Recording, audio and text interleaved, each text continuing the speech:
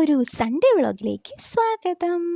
അപ്പോൾ രാവിലെ തന്നെ അമ്പലത്തിൽ പോയിട്ട് വരാം. അപ്പോൾ സൺഡേ ആയതുകൊണ്ട് തന്നെ നമ്മൾ രണ്ടുപേരും ഫ്രീ ആയിരുന്നു കേട്ടോ. അപ്പോൾ ചേട്ടൻ ഇന്നൊരു ടെസ്റ്റ് ഉണ്ടായിരുന്നു. അപ്പോൾ രാവിലെ തന്നെ അമ്പലത്തിലൊക്കെ പോയിട്ട് എന്നെ തിരിച്ച് വീട്ടിൽ കൊണ്ടാക്കിയത് ചേട്ടൻ ടെസ്റ്റിന് പോയി. വണ്ടിയിലിരുന്ന് ഞാൻ കാര്യമായിട്ട് എന്തൊക്കെയോ പറയുന്നുണ്ടായിരുന്നു. ബട്ട് ഇവിടെ വന്ന് വീഡിയോ എടുത്ത് നോക്കിയപ്പോഴാണ് ഫുൾ കാറ്റായിരുന്നു, ഒന്നും കേൾക്കാൻ പറ്റിയില്ല. അങ്ങനെയാണ് സെപ്പറേറ്റ് വോയിസ് കേട്ടാന്ന് വിചാരിച്ചു. ഇത് ഞങ്ങൾ വരുന്ന വഴി എടുത്ത വീഡിയോ ആണ് കേട്ടോ. അമ്പലത്തിൽ കയറി നല്ല തിരക്കായിരുന്നു, അതുകൊണ്ട് വീഡിയോ ഒന്നും എടുത്തില്ല. സൺഡേ ആണ് പുറത്ത് പോകാമെന്ന് പറഞ്ഞിട്ടുണ്ടെങ്കിൽ എൻ്റെ മൈൻഡിൽ ഫസ്റ്റ് വരുന്നത് അമ്പലമാണ് കേട്ടോ. അതിപ്പോൾ എന്ന് തന്നെ ആയിരുന്നാലും ഫസ്റ്റ് എനിക്ക് പുറത്ത് പോകുമ്പോൾ ഏറ്റവും പോകാൻ ഇഷ്ടമുള്ള പ്ലേസ് അമ്പലം തന്നെയാണ്.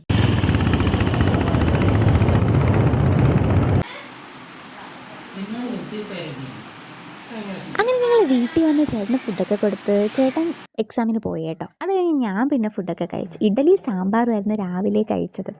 അപ്പോൾ രാവിലെ അമ്പലത്തിൽ പോയിട്ട് വന്നിട്ട് ഇഡലി സാമ്പാറും കഴിക്കുന്ന ഒരു പ്രത്യേക ഫീലാണ്. കറണ്ടില്ല.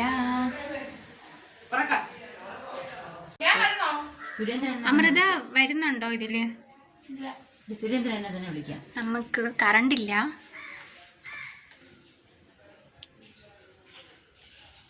അപ്പം നമ്മൾ കൊഞ്ച് തീയൽ വെക്കാൻ പോണം. കൊഞ്ച് മുറിക്കാൻ പോകണം. അപ്പോൾ ഒരു കുഞ്ഞ് കൊഞ്ച് തീയൽ വയ്ക്കുന്നതിൻ്റെ റെസിപ്പി കൂടി കാണിച്ചു തരാം. ഫുൾ റെസിപ്പി ഇല്ല, അപ്പോൾ ഇതൊക്കെ എല്ലാവർക്കും അറിയാമെന്നുള്ള കാര്യം തന്നെയാണ്. അപ്പോൾ ഫസ്റ്റ് തന്നെ നമ്മൾ തേങ്ങ തിരുവി അത് വറുക്കണം. വറുക്കുന്ന കൂട്ടത്തിൽ ഒരു കുറച്ച് വെളിച്ചെണ്ണ ഒഴിച്ച് അതും പിന്നെ ഉള്ളിയും മുളകും ഒക്കെ ഇട്ടിട്ട് വേണം വറുക്കാൻ. ആ വീഡിയോസൊന്നും ഞാൻ എടുത്തില്ല ഗായ്സ്. കുഴപ്പമില്ല, ഇതൊക്കെ നിങ്ങൾക്ക് അറിയാമെന്നുള്ള കാര്യം തന്നെയാണ്. എനിക്കറിയാം, എൻ്റെ സബ്സ്ക്രൈബേഴ്സ് പൊളിയല്ലേ.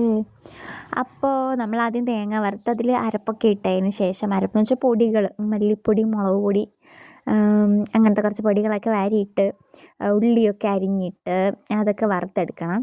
അത് നല്ല ഡ്രൈ ആയിട്ട് നല്ല മൂത്ത് വരണം. തേങ്ങ നല്ല മൂക്കുമ്പോൾ നല്ലൊരു മണം വരും. ആഹാ, എൻ്റെ ഫുഡ് ഐറ്റംസിൽ ഏറ്റവും ഫേവറേറ്റ് സ്മെല്ലാണ് കേട്ടോ ഈ തേങ്ങ വറുക്കുന്ന മണം. എനിക്ക് ഭയങ്കര ഇഷ്ടമാണ് തേങ്ങ വറുക്കുന്ന മണം.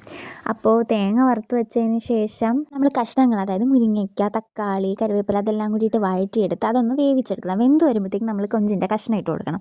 അതിപ്പോൾ നമ്മൾ സാധാ തീയിലാണ് വയ്ക്കുന്നതെന്നുണ്ടെങ്കിൽ കൊഞ്ചിടാതെ ഈ വറുത്ത് വെച്ചിരിക്കുന്ന സാധനങ്ങളെല്ലാം കൂടി അരച്ചെടുക്കുക. നല്ല പേസ്റ്റ് രൂപത്തിൽ അരച്ചെടുത്ത് അത് ഇതിലേക്ക് ഇട്ട് കൊടുക്കുക.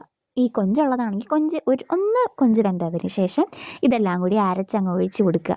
ഇത് തിളച്ച് വരുമ്പോൾ ഉള്ളതാണ് കേട്ടോ.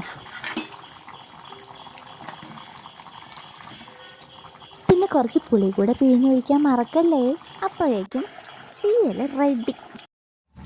അപ്പോൾ അവർ രണ്ടുപേരോട് TV ആണ് കേട്ടോ. അപ്പം അച്ഛൻ്റെ നിന്ന് ഹായ് എല്ലാവർക്കും കിട്ടിയല്ലോ. അപ്പം ഇവിടെ റെഡിയാണ്. തിളച്ചോട്ടെ, നമുക്ക് ഒന്ന് കൂട്ടി വെച്ചിട്ട് കുറച്ചിട്ടങ്ങ് അണയ്ക്കാം.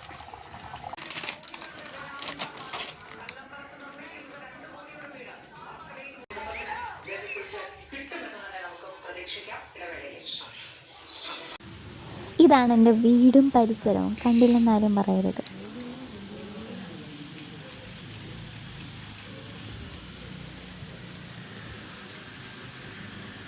അങ്ങനെ അകത്തെ പണിയൊക്കെ കഴിഞ്ഞ് പുറത്തോട്ടൊന്ന് ഇറങ്ങാൻ വിചാരിച്ച് പുറത്താണെങ്കിൽ നല്ല വെയിൽ കേട്ടോ.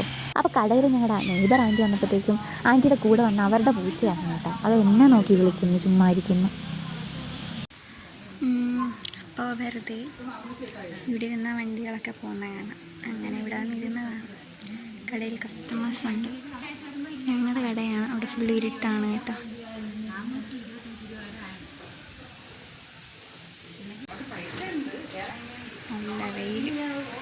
ഇത് പിന്നെ ഞങ്ങൾ പുറത്തിറങ്ങിയിരുന്നപ്പോൾ അമ്മ എന്തൊക്കെയോ കാര്യം പറയുന്നതാണ് കേട്ടോ. പിന്നെ ഇൻസ്റ്റാഗ്രാമിൽ ഇപ്പോഴത്തെ ട്രെൻഡ് ഉണ്ടല്ലോ, അങ്ങനെ ചെയ്യാൻ പറ്റുമോ നോക്കിയതാണ് ഞങ്ങൾ. ഈ വീഡിയോ ഇട്ടാനുള്ള പണി എനിക്ക് പുറകെ വരുന്നുണ്ട്.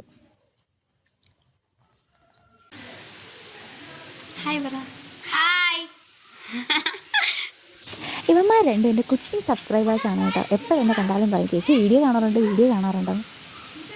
ക്യാമറ കണ്ട് ഓടിപ്പോകുന്ന കുട്ടി. അങ്ങനെ ഈവനിങ് ടീ ടൈമായി. അപ്പോൾ ചായയൊക്കെ കുടിച്ചു. ലഡു, ഹൽവ, ബൺ, അങ്ങനെ കുറച്ച് സ്നാക്സൊക്കെ ഉണ്ടായിരുന്നു.